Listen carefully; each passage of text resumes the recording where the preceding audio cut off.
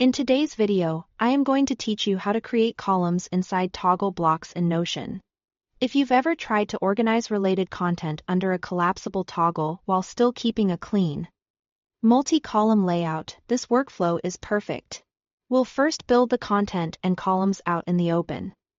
Then move the finished layout inside your toggle so it collapses neatly when you are done.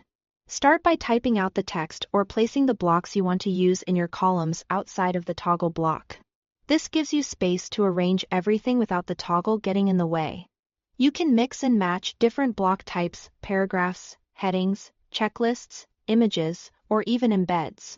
Keeping them outside the toggle at first makes it easier to visualize the structure and spot what belongs in each column.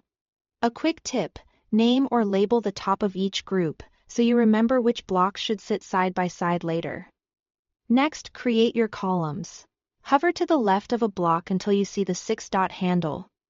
Then click and drag that block to the far right of another block. When you see a blue vertical line appear, drop it to form a new column.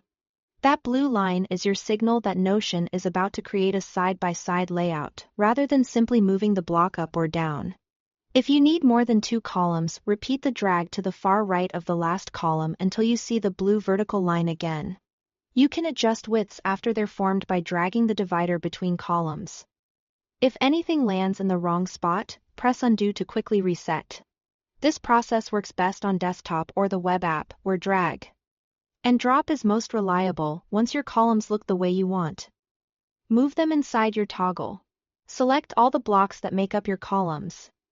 You can hold Shift and click the first and last blocks to select arrange, or click and drag to lasso them.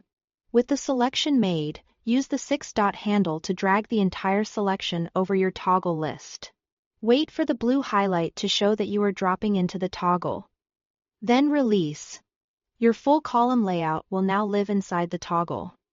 And when you collapse it, the entire multi-column section collapses too. That's it. Build the content outside. Form the columns, then move the whole structure into your toggle. Thanks for watching.